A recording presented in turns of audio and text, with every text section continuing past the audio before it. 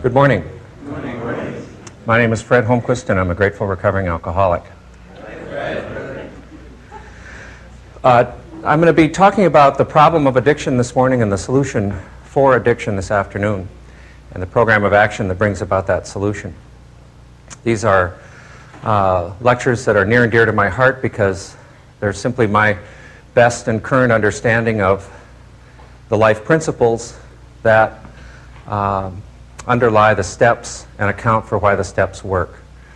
The steps have been used in a tremendous variety of situations: gambling, overeating, Al-Anon, emotions, pills, cocaine, narcotics, alcohol, and the grandparent 12-step program is Alcoholics Anonymous. But the principles apply to any type of human behavior that repeats itself despite serious consequences. So we'll touch on all of that today. We're going to cover a tremendous amount of information, a tremendous volume of information, but it's all in a sequence, so it makes it a little easier to follow. But don't expect or feel that you have to get it all. I sure don't. But just let the information swirl around you and hold on to what makes sense and let go if it doesn't make sense. These two lectures today are of importance to me. It was exactly 18 years ago today that I came to Hazelden as a trainee and spent 3 weeks in treatment and then a year in the residential training program. And it turns out that I'm about to embark on a new career. I leave Hazelden at the end of the month, and I will be working at a place called High Watch Farm in Kent, Connecticut. It was started by Marty Mann and Bill Wilson in 1939. So it's a tremendous honor for me to go out there, and it's a tremendous honor for me to have worked and been a part of Hazelden for so many years. So, with that said, I'd like to follow the sequence of information that brought and continues to bring more meaning of how the steps work in defining our problem, defining our solution, and then giving us a program of action to bring about that solution. For the first 12 years of my recovery, was sober on two things: the fellowship,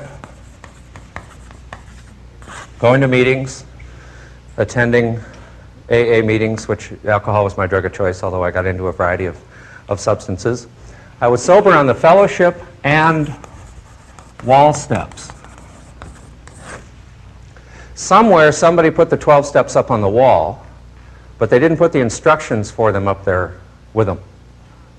So I, for a long period of time, was not studying the big book, Alcoholics Anonymous, where those instructions reside.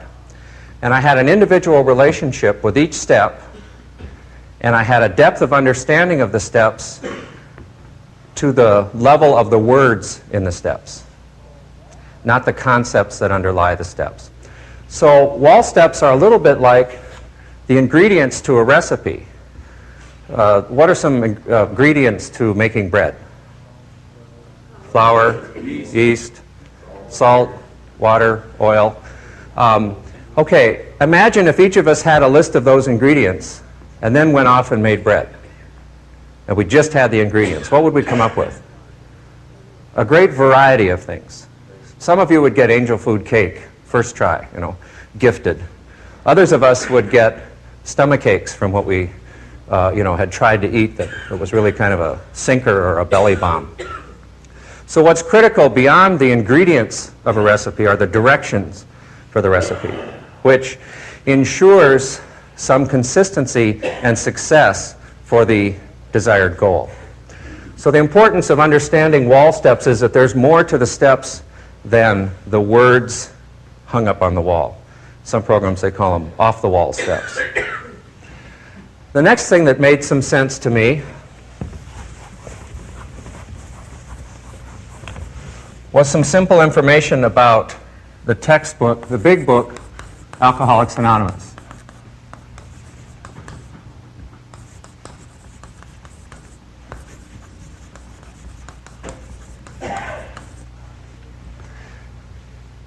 This book is not a dictionary. It's not a collection of short stories. It's not a novel, but it is a textbook.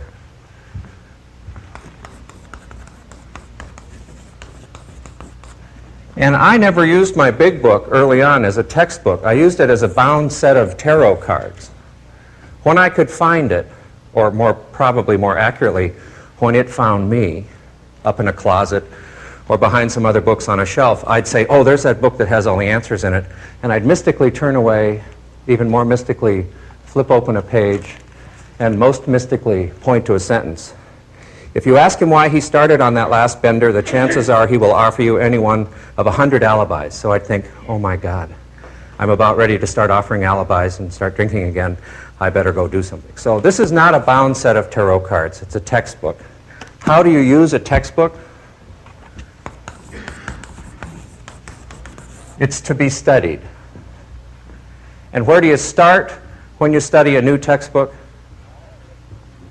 From the beginning. Now, all of this seems too simple. And guess what? It is too simple. It's often too simple for us, who are above average intelligence, above average sensitivity, and we kind of miss the point sometimes looking a little deeper than where the truth really lies. I began studying the big book at chapter 5 because I went to a meeting and they said, well, let's open up to chapter 5, how it works, and rarely have we seen a person fail who has thoroughly followed our path. Interestingly enough, if you switch that sentence around, thoroughly have we seen a person fail who has rarely followed our path, it means the same thing. It doesn't work if you don't follow the path.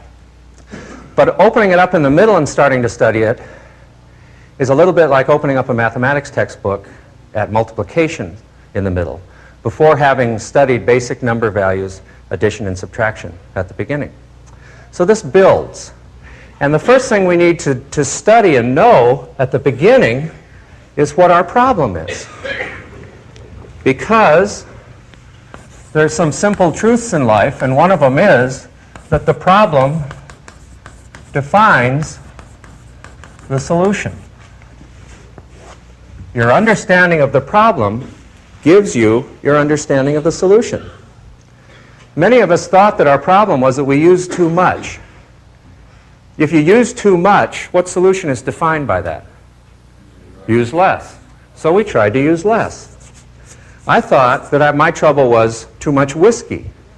So I started drinking beer. Again, our solution is defined by our problem. Now, a common automobile problem, if it's defined as a hot engine, defines what solution? Cool engine, okay? So I think, okay, I have a hot engine, the solution is a cool engine, I'll drive my car into a lake and solve my problem, right? I've done versions of this with my addiction. So I drive my car into a lake, I wind up with the solution based on my understanding of the problem, but guess what? It wasn't my real problem, it was a symptom of the problem. Most chemically dependent people are honestly trying to do something about their problem. Their solutions are based on their understanding of the problem, but their understandings of the problem are imperfect, and therefore what? The solutions are imperfect. So the very first thing that we have to find out is, what is our problem? Because the problem defines the solution. And that's the information that's given to us at the beginning of the big book. Now the beginning, this is my current big book. It's a paperback edition, 3rd edition. And if I were to open up to page 1, in any but the first editions of the big book, there were 16 printings of the first edition, opening up to page 1 would take me to Bill's story, which is a case history of the first alcoholic to get sober using these principles. But that isn't the beginning of the big book. The beginning of the big book is the doctor's opinion. And it's on page Roman numeral 23 in subsequent editions. Interestingly enough, and from an historical perspective, this is a 14th printing of the first edition. It happens to be the big book of Pat Butler, the founder of Hazelden. It was published in 1951, right around the time that his published story indicates he got sober. Page 1 in the first printings are the doctor's opinion. So, we need to know what the problem is because the problem defines the solution. Let's look at how Silkworth defined the problem.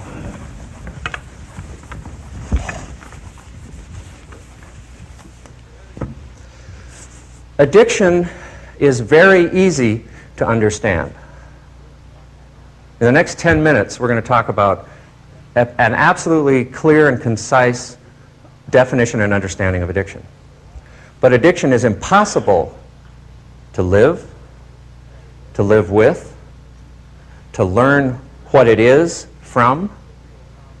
Our addiction doesn't teach us the real problem. Drugs teach us something completely different. So at the very root of every recovery is some identification with another addict or alcoholic about what the problem is. And that's where we're going to start. Silkworth said the problem had two parts. An illness of the body and an illness of the mind. Dr. William D. Silkworth, the namesake of Silkworth Hall, was a physician at Towns Hospital in New York City on Central Park West during the 30s. He'd lost his practice during the Depression, and he was doing this fabulous, humane effort of treating alcoholism back when really alcoholism was a very stigmatized, often as it still is today. But he had a program where he observed thousands of alcoholics, and a clear reality of what addiction was came to him as a person of science and medicine. He was the person, Dr. Silkworth, who told Bill Wilson what his problem was. Remember, every addict has to kind of get a sense of what their problem is. Dr. Silkworth told Bill Wilson what his problem was, identified his problem, which then helped him identify the solution. And he stressed that you have to take into consideration both of these concepts, that it is an illness of the body and an illness of the mind. But if you don't take into consideration both of those concepts, you won't understand the full dimension of what addiction is. And if you don't understand what the full dimension of addiction is, then you will wander off thinking everything is half-baked and half okay. And it will come back very seriously and get you. So let's pay real close attention here, because this defines the reality of the hopeless condition. Another beautiful phrase that Bill used in AA Comes of Age. Addiction. One needs to understand the verdict of inevitable annihilation. We're talking about a serious no-win, lose-lose reality. Okay, the illness of the body. Silkworth first called this a physical allergy. And we're going to look at each of these. Well, I remember reading this in treatment. And I thought, okay, I'm allergic to beer. Well, that really raised more questions than it answered, because never once could I remember when I drank breaking out in a rash or starting to sneeze or getting a runny nose. The manifestations of an allergy, I understood, were very different than the manifestations of the allergy used in this context. It made more sense when I heard allergy defined as an abnormal reaction to a common substance.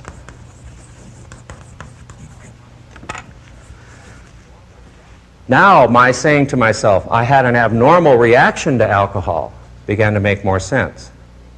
The abnormal reaction, which is the allergy, which is the illness of the body, that the alcoholic has to alcohol is, when they put the substance in their system, is to the triggering of a cycle of craving. Very important word, craving. It's triggered in the alcoholic's body when they put alcohol in the system. And it's triggered to the dimension of how much alcohol you've had. When I'd go into a bar, my favorite bar in Walla Walla, Washington, the Green Lantern Tavern, at 5 o'clock after work, I'd order one schooner. At 2 in the morning, I had 6 schooners in front of me and a 12-pack tightly held between my feet. A reflection of the dimension of how much alcohol I thought I needed at that moment, respective of the craving that I was feeling. Now, craving is simply, first the person takes a drink, then the drink takes a drink. That's the triggering of the cycle of craving. Then the drink takes the person. It's not necessarily the person deciding to continue to drink. There's also this reality of the physical reaction of the drink taking a drink. First the line snorts a line. First the person snorts a line. Free will, anybody can do that. Then the line snorts a line. Then the line snorts the person. A life which some of you have just recently been living out. Now with drugs, with alcohol, it's an abnormal reaction to trigger this cycle of craving. If my mother drinks a beer, she gets full. I drink a beer, I get ready for more beer. That's an abnormal reaction. With most other drugs, it's a normal reaction to trigger the cycle of craving, because the craving comes right with the drug. My grandmother, getting sufficient doses, frequencies, and durations of Demerol in the hospital after surgery, would become physically addictive to Demerol. And if they forgot to bring her her hour of sleep dose, she wouldn't be able to articulate it. She'd just say, "Nurse, something's wrong. I need something. I don't know what it is. I don't feel good." "Oh, we forgot to bring you your evening Demerol." So with drugs, it's a normal reaction. They are physically addictive drugs. With alcohol, it's an abnormal reaction, but the result is the same. The result is identical. Once you put the substance in your system, you're not able to predict when you're going to stop once you've started.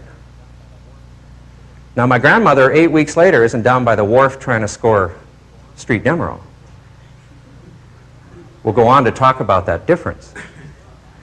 But the physically addictive properties of drugs apply to everybody. With alcohol, it's abnormal.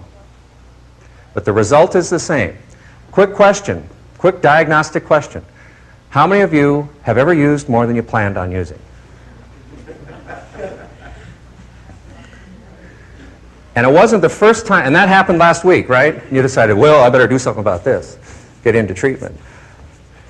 We don't learn that from using. What we learn is how wonderful we can feel. But the inability to predict when you're going to stop once you've started, resulting in the symptom of, have you ever used more than you planned on using, is the reality of the illness of the body. And results in the conclusion that we can't use. If when you use, you put yourself in a situation that means you're not going to be able to predict when you're going to stop, then the conclusion is you can't use. Not unlike someone with another kind of allergy, for example, a shellfish allergy. There are people, when they eat shellfish, they have an allergic reaction, their throat swells up, they can't breathe, they keel over, pass out, turn blue. A physician at a nearby table has a steak knife, opens up an emergency airway, and they survive. What's their conclusion that they can draw from their relationship with shellfish? Can't use shellfish. They can live a normal life if they don't use shellfish. But we have to look now at the other part of addiction that Dr. Silkworth talked about, the illness of the mind.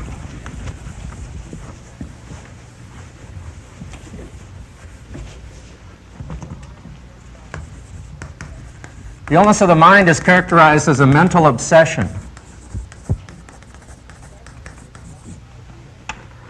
An obsession is one idea that forces out all other ideas. Simply enough. Any obsession.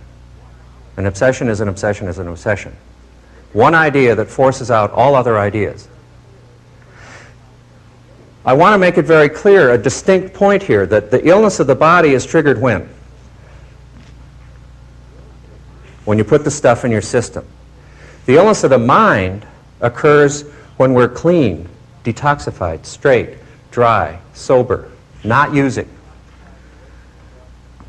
if you're fully detoxified and away from your drug today, it isn't the illness of the body that's going to get you, it's the illness of the mind. 6 months later, it's not the illness of the body that's going to get you, it's the illness of the mind that's going to get you first.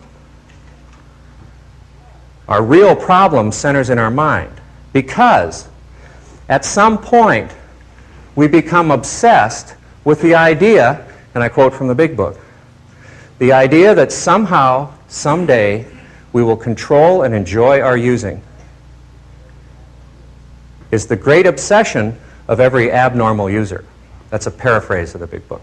The idea that somehow, someday, we will control and enjoy our using is the great obsession of every abnormal user. Now, we're able to see the truth about our using often the next morning when we're hungover, strung out, whatever it is. Say, man, I can't drink. I'm not going to drink. We're able to see the truth for a while. But at some point, our mind throws this idea out. Often, maybe when we're frustrated. And the idea reads something like this. I'll buy an 8-ball and stretch it out over 2 weeks. I'll buy 30 Dilaudid and only use 2 a day. I'll buy a 6-pack, have 2 tonight, give 2 away, and save 2 for tomorrow. The Albert Schweitzer of 6-pack buyers. Every one of you has a long, classic, personal, powerful list of the things that you've told yourself just before you used that convinced you that this time it will all be different. It's my daughter's wedding, of course I can have champagne.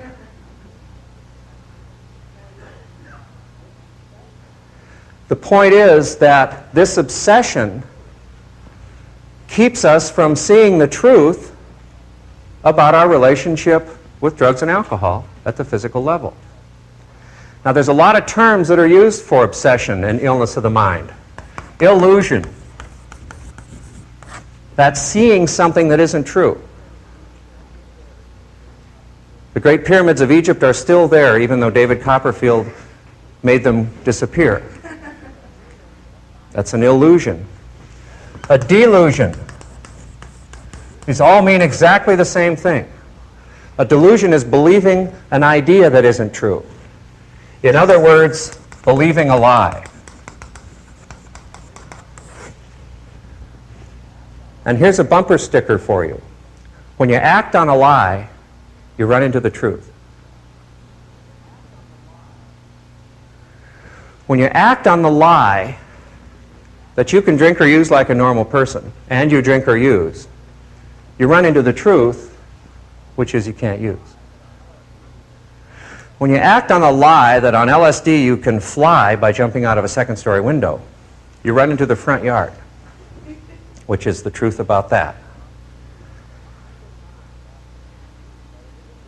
Keep in mind that it isn't the illness of the body that gets us first.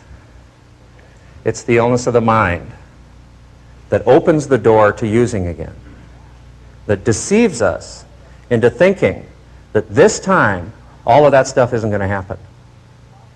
Now, Al-Anon has the same problem. There's an illness of the mind in Al-Anon. Al-Anon is the Nar-Anon, the organization for families, friends, spouses of people who are addicted.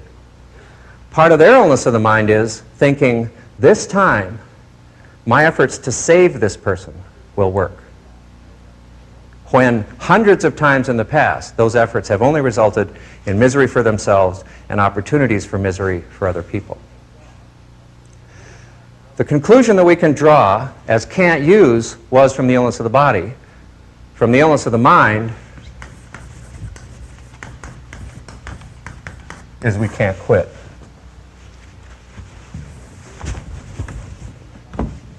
Can't use based on the illness of the body,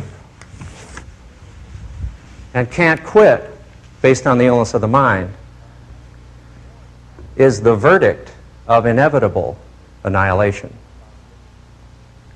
is the truth about addiction, is the reason that you're here.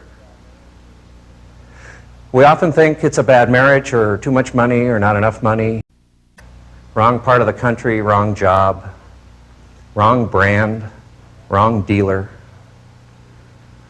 Bad stuff is my problem. I need good stuff. Our problem is this horrendous paradox. Damned if we do, and damned if we don't. Think about this. Let this give meaning to your struggle that got you here. You're not bad people trying to get good. You're sick people trying to get well. This is how we're sick at the level of the body and the level of the mind. And we get to be sick a little bit more this afternoon because we'll realize that we're sick at the level of the spirit as well. The stories of this reality in each of our lives go on and on and on. I asked how many of you have ever used more than you planned on using and saw most of the hands go up. That's the illness of the body. How many of you ever used despite saying you weren't going to do that again? Okay. Same hands. We sing the national anthem of addicts, I'll never do that again. And there's a country western version, I'll never do that again. I love country western because there are a lot of drunks in there who are feeling sorry for themselves, and they've got a tricky way of talking about it. But guess what's seeping into country western lyrics? There's a song out now, I think I got a thinking problem. Illness of the mind. And they've even got cowboys getting sober as well. So, this is the hopeless condition. Don't gloss over this lightly. Know that this is what you're up against. Just say no doesn't work with can't use, can't quit. Any more than the strategy for the homeless of just buy a house. And the reason that's funny is that just buy a house is not based on the truth about homelessness, and just say no is not based on the truth of addiction. There's another powerful phrase in the AA Comes of Age where this verdict of inevitable annihilation comes from, about what 12-step work is all about. 12-step work is all about carrying this message inherent in your own story. That you talk about the illness of the body and the illness of the mind. You talk about those examples personally, and another person can relate to that and say, man, that person's just like me. Maybe as some of you have related this morning to these concepts. There's also then the identification with the problem, but there's also some identification with hope, because the person who was just like you is no longer just like you. They haven't been using, etc. And Bill Wilson called that 12-step process tilling the black soil of hopelessness from which all spiritual growth flowers. So this morning we've been tilling the black soil of hopelessness because that is from which your spiritual growth will flower. I want to leave you with a quote because this is bad news. Damned if you do and damned if you don't is bad news. It's a tough reality. And you've been trying to live a normal life with this reality behind it. And that's why your lives have been unmanageable. This is what step one talks about. We admitted we were powerless. This is what's underneath powerless. That's why just to study the words in step one don't get you to the powerful depth of what addiction is all about. And that's defined in the doctor's opinion. Jean-Paul Sartre, a French existential philosopher, said, "Real living begins on the far side of despair." Real living begins on the far side of despair. This is our despair. This is what got us here. This can be the turning point. This can be the installation of willingness to do whatever these crazy folks want you to do so that you can get better. And I'll see you this afternoon when we'll talk about the solution.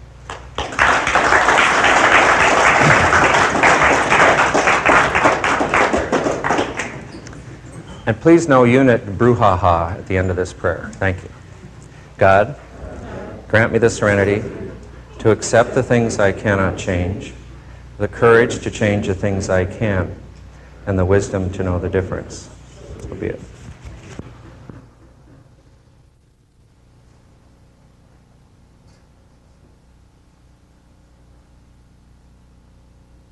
Thank you. Good afternoon. My name is Fred Holmquist, and I'm a grateful recovering alcoholic. This morning we talked about the problem, and this afternoon we're going to talk about the solution. How many of you were here this morning who aren't here this afternoon? Oh, that's a trick question. It's almost not fair to do that to the brain, but how many of you weren't here this morning? Okay. I will do a quick summary of the information because this information is based on a sequence, and the sequence begins with identifying the problem, because there's a life truth that understanding the problem gives us the understanding of the solution. But imperfect understandings of problems give us imperfect solutions. And I think what happened to me, certainly in my alcoholism and drug addiction, was that I really tried to figure out what was going on, because what had been one of the most wonderful things in my life, which was my relationship with alcohol and certain drugs, had become one of the most horrible things in my life. And I had gotten more than I bargained on. And so I was trying to figure out what the problem was, and I tried a whole bunch of different solutions. I tried drinking hot toddies only while listening to Saturday night radio mystery theater, but then that turned into an all-night Saturday night drunk. I tried hundreds of things, and they were all imperfect because they were based on imperfect understandings of the problem. So coming to grips with what the real problem of addiction is really one of the key elements of defining a quality recovery. I've got a little quiz up here to summarize. It's an easy one, so for those of you who have test phobia, this is okay. I talked this morning about the big book being what kind of a book? A textbook, okay? And textbooks are to be studied from the beginning. And what's the beginning of the textbook Alcoholics Anonymous? The doctor's opinion, which in subsequent editions after the first edition are on page Roman numeral 23. But in the first edition, all 16 printings was on page 1. Now Bill's story is on page 1, but back up a few pages, and that's the doctor's opinion. The life adage that I just talked about says that what defines what? Problem defines the solution. So if your best understanding of a problem is a hot engine, then your best understanding of a solution is a cool engine. You could do all sorts of things to get a cool engine, like the silly thing I mentioned of driving my car into a lake, but that really didn't solve my problem. It just solved a symptom of the problem. Most of us were seriously trying to solve our problem of drug use and alcohol use, but we were concentrating on symptom reduction because we understood the problem in terms of symptoms, not in terms of the core problem itself. So we would get temporary symptom reduction because we'd be solving some of the symptoms, but we don't get a resolution of the problem because we're not talking about the core issue. The problem of addiction has how many parts? 2. Addiction is easy to understand. As I said this morning, it's impossible to live, it's impossible to live with, and it's impossible to learn from anything other than misery. And that's what typically got most of you here. The misery in your own life from using, or the misery in somebody else's life, the opportunity that your using gave them.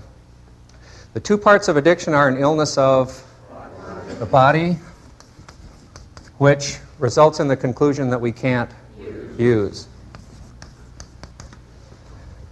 Collectively, you're doing perfectly. And the other part of the illness of the problem is an illness of the mind, resulting in the conclusion, can't quit. These 2 simple phrases, these 4 words, are what got you here, are the essence of addiction.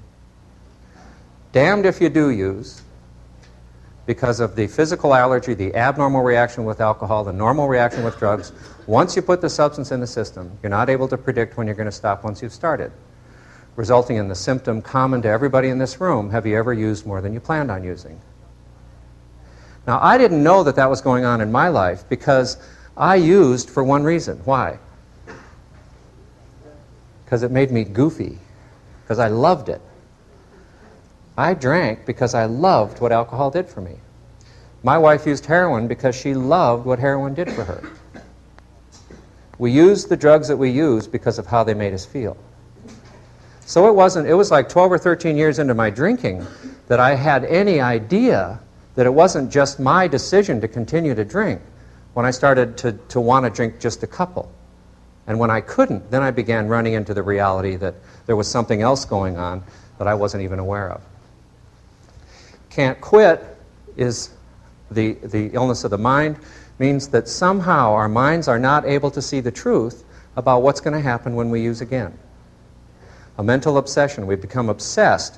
One idea that forces out all other ideas, that this time when we use, despite all of the information contrary to that, this time things will be different. Anybody think of their own example of what they've told themselves as an example of the illness of the mind since this morning's lecture? Who would be willing to share it? What you told yourself just before the last time you used, or used again when you said you never would. What was the reasoning? Okay, it was my birthday. Perfect. You know, I worked out in the state of Washington on a farm, and at 10 o'clock in the morning, my favorite farmer would say, "Well, Fred, it's been noon for an hour in New York. Let's have a beer." You know, that was a perfect reason.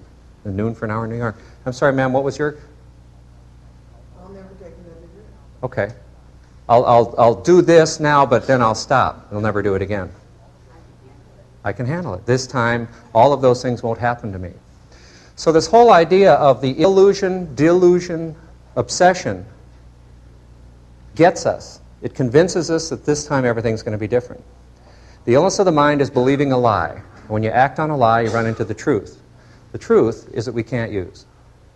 Now, there's a term that I didn't use this morning that really explains and is very consistently used to describe the illness of the mind, and it's insanity. Now, when I read Insanity in the Big Book for 12 years, I thought, oh yeah, the crazy things that I did when I was drinking and using. Not true. Insanity is consistently referred to as the illness of the mind, and insanity is an unwhole mind. It's like we have a normal mind, but when it comes to our relationship with drugs and alcohol, the wisdom is not there. We can run companies, run families, do wonderful and excellent things, but we have an unwholeness in our mind when it comes to our relationship with drugs and alcohol. That's what catches up to us. 6 months after our last use, 9 months, a year. I was once sober for 3 months, not going to meetings, just had a horrible drunk and said, man, I'm never going to do that again. Life got good. I was happier. I woke up in the morning. I knew how much money I had in my wallet or how much money I didn't have. And I felt better. My language cleaned up a little bit. Little things had greater meaning for me. Life got so good, I said to myself one day, you know, life is really great not drinking. I think I'll celebrate. Now, there's a pure insanity. Celebrating how good life was not drinking by having a couple of beers with friends. I acted on that lie that I could have a couple of beers with friends to celebrate how good my life had gotten by not drinking, and I ran into the truth that I can't use. This can't use, can't quit is the verdict of inevitable annihilation. Feel this in your gut. Know that this is the reason that you're here. If you don't understand it, talk with your peers about it. Think of the examples of when you've used more than you planned on using.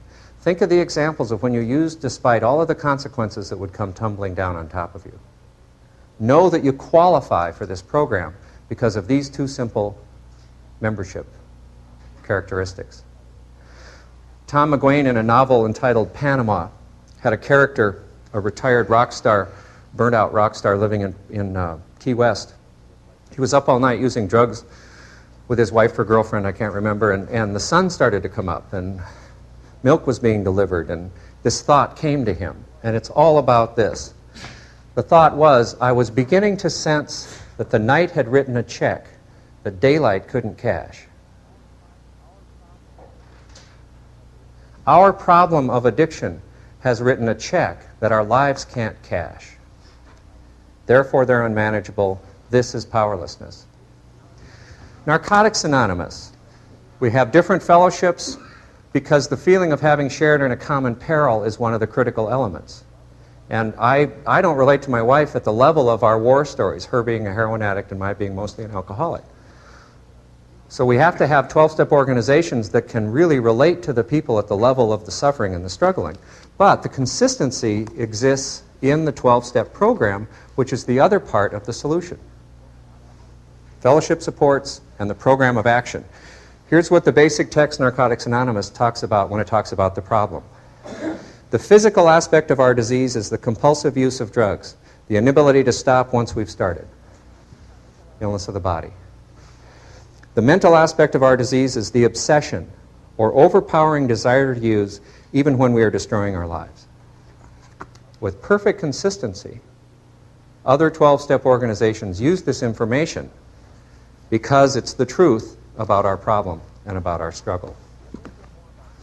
So I want to talk a little bit more about the illness of the mind and then talk about the solution that is defined by the problem that we described this morning.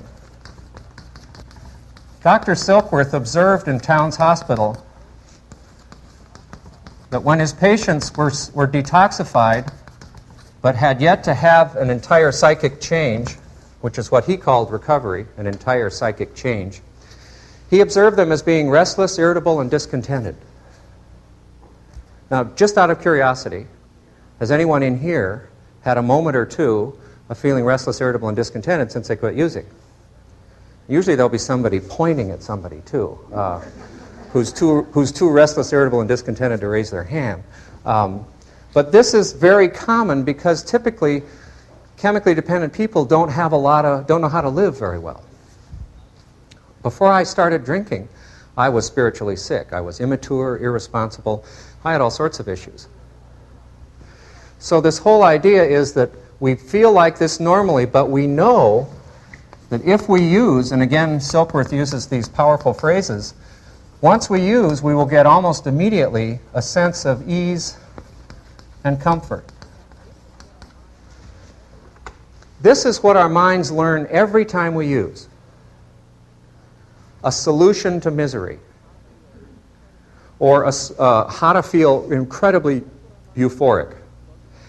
And that's what our minds remember, short-term learning.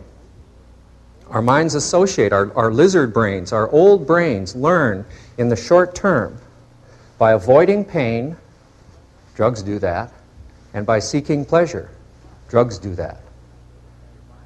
Every human brain is a liability, is at risk for addiction because of how it's set up to learn. First time I used, I was 14 years old, living in Great Falls, Montana. I remember the sunset that night. I remember how the air smelled. There were forest fires in the Rockies. But more than anything else, I remember after my third beer saying, why hasn't somebody told me I could feel like this before? Unbelievable how alcohol made me feel. And I know many of you, and I don't want to trigger any associative kinds of highs, but many of you remember probably very clearly your first use. How many of you remember your first use of what turned out to be your drug of choice? Like, man, I have arrived. You know, Jung talks about the human soul having a yearning for wholeness. And I found a chemical wholeness in alcohol. I found a feeling of completeness. I was no longer shy. I did all the things that I was, embarrassed or afraid to do otherwise. So that's what our minds learn. Now remember the shellfish allergy person this morning who almost died because they ate shellfish? Do you think you'd ever hear that person say, boy, I bet it was that shellfish I ate, that was that shrimp I ate, Bet I could have crawfish. Or their spouse may have suggested, I bet it was the people you had shellfish dinner with. If you just get a different dinner crowd, then everything will be okay. What are those two examples of, the illness of the body or the mind? Mind. It would be the person with the shellfish allergy unable to see the truth about their relationship with shellfish. But guess what? You don't hear them say that. Why not? What did their mind learn? Avoid pain. What won out? Pain or pleasure in that incident when they almost died? Pain. The pain of almost dying is what the mind learned. How much pleasure do you get from good scampi? Maybe this much if it's really good scampi. But that's what the mind remembered. So our minds remembered the positive thing, because that was always what we felt. Even in the worst of our using, you still got that immediate kick, that euphoria. That's what our minds learn. Here's a challenging phrase, but I think it's absolutely true. Addiction is remembered success. What's the success? How to feel better. Euphoria. But then that solution to feeling better becomes a primary problem as addiction asserts itself in our lives. So the illness of the mind is kind of a learned phenomena that we don't relearn once it no longer is the solution that it once was. With me on that point? Okay.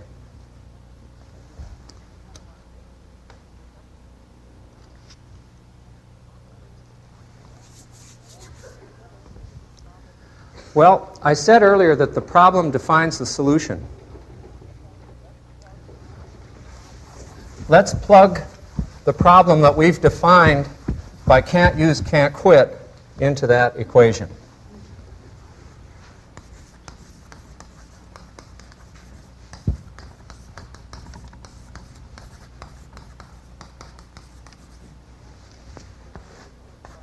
Can't use, can't quit. On page 45 in the big book it says, lack of power, that was our dilemma.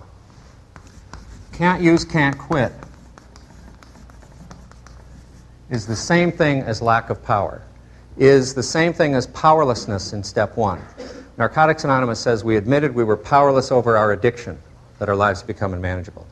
AA says we admitted we were powerless over alcohol, etc. Lack of power, that was our problem.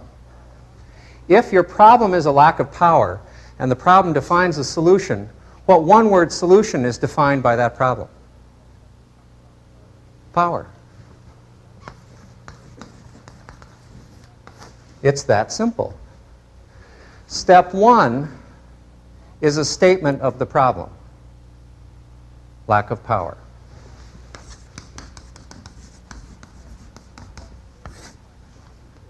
Step two is a statement of the solution. Power working in the mind. Look at the words in step two. Came to believe that a power greater than ourselves, it's got to be greater than ourselves because this was our best effort, came to believe that a power greater than ourselves could restore us to sanity. If insanity is an unwhole mind, a mind that can't see the truth about our relationship with drugs and alcohol, then sanity is a whole mind, a mind that can see the truth. Step two is a simple statement of the solution. With me? Now there's a lot of words in the steps, and again, remember I talk about wall steps. Some of these words trigger things within each of us that keep us from seeing the truth if we're just reading the words in the steps. And step two has a lot of those pitfalls. Came to believe that a power greater than ourselves. Are we talking about God here? Could restore us to sanity. I'm not crazy, I just have a drinking problem. So outside of the context of these principles, that can be confusing. And it gets even worse when we get to step three. So let's just look at step three in terms of step one being a statement of the problem and step two being a statement of the solution. Step three is simply a decision about whether we're going to live in the problem or the solution. That's a simple step 3 to mull over right now. The words in step 3, and I'm not suggesting we change those words, but the words in step 3 made a decision to turn our will and our lives over to the care of God as we understood Him. Well, with gender sensitivity, you're going to be concerned about that statement. With issues with God, you're going to be concerned about that statement. So let's just look at the underlying principle. Step 3 is a decision about whether we're going to live in the problem or the solution. Simple. What do you need to make good decisions? Good information. What haven't we had in the past? Good information about our addiction. We can now make a good decision in step 3 because we've been given the truth about the problem and the truth about the solution. So step 3 is a decision to live in the solution is an easy one to make in this model. Now this is exactly the same way physicians help people. When you go to a doctor and you describe your symptoms, I've got a fever of 104, I can't breathe, I have a wheeze, I'm coughing up blood, I've never felt sicker in my life. You give her all of those symptoms, she makes a what? A diagnosis. She defines the problem. Based on her knowledge of pneumonia, she writes out a prescription, a solution. The solution for pneumonia is based on understanding the problem being pneumonia. Now, just because she tells you what your problem is, are you better yet? No. We don't get well in step 1. We get good information. Just because she tells you what the solution is, you need to go into the hospital, get in IV antibiotics and into an oxygen tent and rest. Are you better yet? No. We don't start to get better until we decide to apply the solution which will solve our problem. Now, how much money, think carefully about this, how much money do you save when you decide to open up a savings account? Zippo, nada, nix. What do you have to do? You've got to put money in the bank. You've got to take some action. So, here's my highlight of the day. Please enjoy this with me, and I'll say it 3 or 4 times. Steps 4 through 9 are the action that we take based on the decision we made in step 3 to live in the solution, which is step 2, which will solve our problem, which is step 1. Steps 4 through 9 are the action that we take based on the decision we made in step 3 to live in the solution, which is step 2, which will solve our problem, which is step 1. Beautifully integrated sequence of information that creates the power in the 12 steps. And that power is no different than the power that's used in a medical model. Diagnosis, prescription, decision to follow the prescription, but then you got to get up and go to the hospital.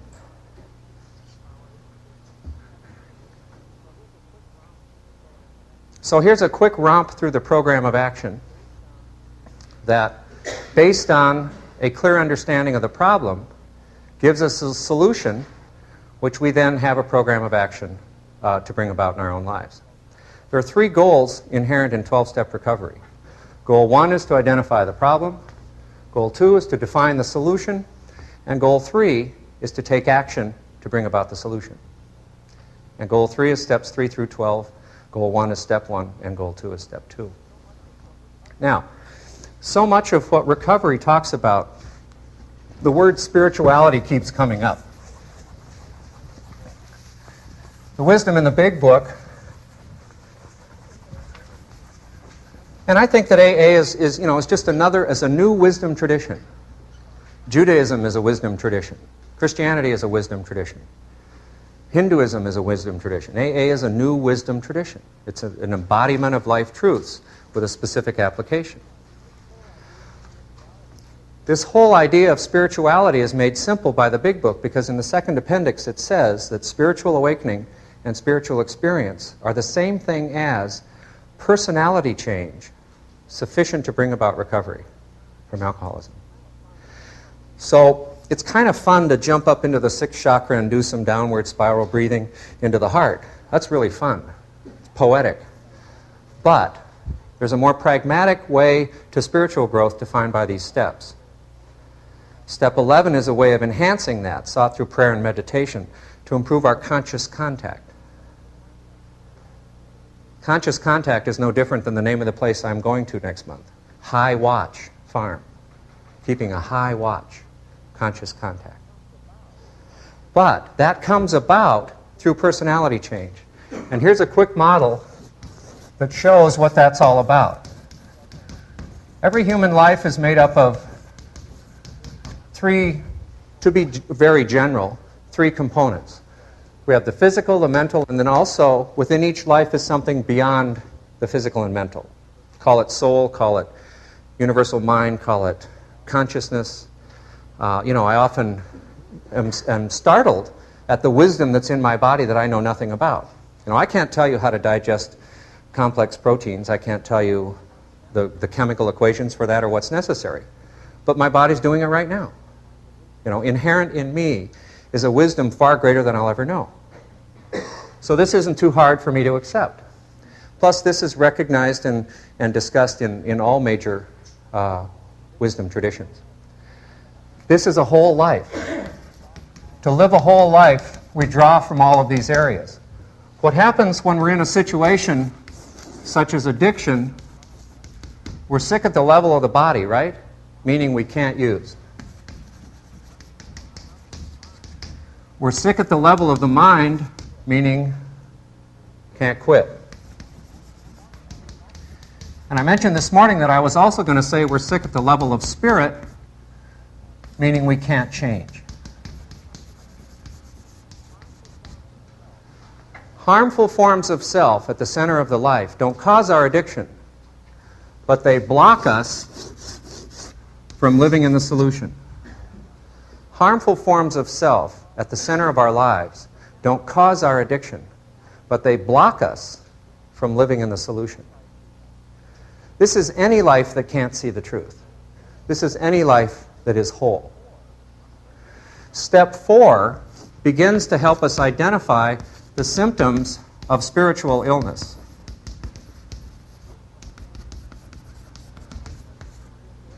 And there are 3 symptoms of spiritual illness. If you have self at the center of the life, you will have resentments, you will have fears, and you will create harms to others. And those are the 3 things that are inventoried in step 4. Resentments, fears, and harms to others. So what's magical about personality change is, being the same as spiritual growth,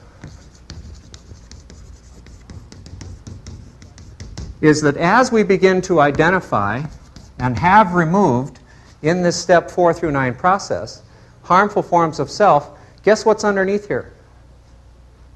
Spirit. It emerges. We don't have to earn it. It's already there. We walled it in. We blocked ourselves off from it by having a life based on harmful forms of self. Page 62 in the Big Book has self on it 13 times. It's talking about the essence of our block to living in the solution.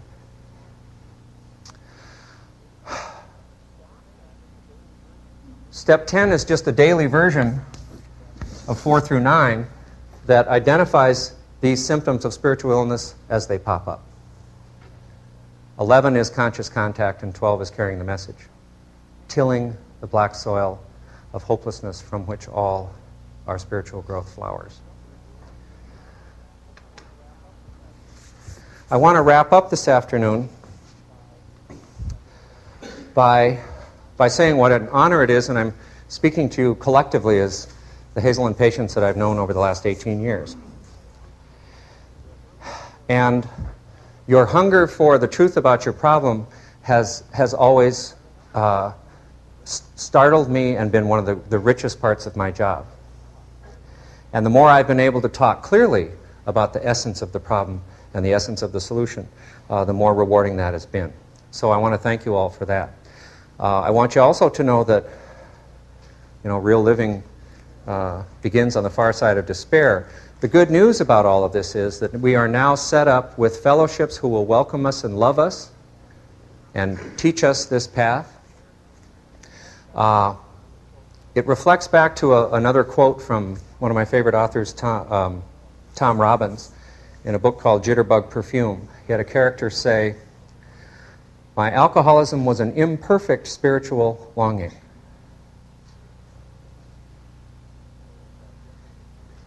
You know, this is that Jungian concept of our souls thirsting for a greater wholeness. But it's an imperfect spiritual longing. And the good news about all of this is that we are able now to proceed with this spiritual longing, but in a more perfect way, with the help of others and time-tested kind of reality.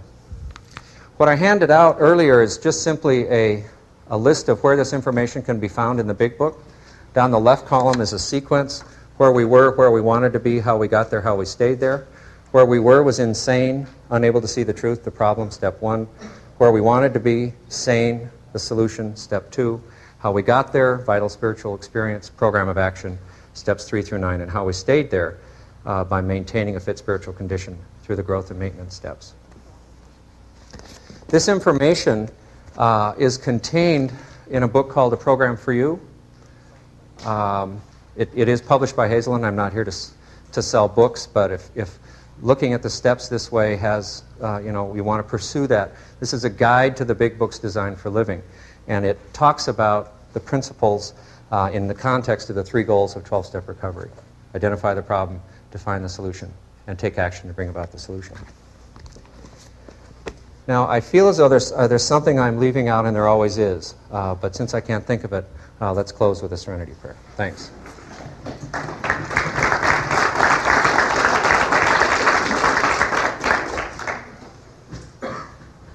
God, grant me the serenity to accept the things I cannot change, the courage to change the things I can, and the wisdom to know the difference.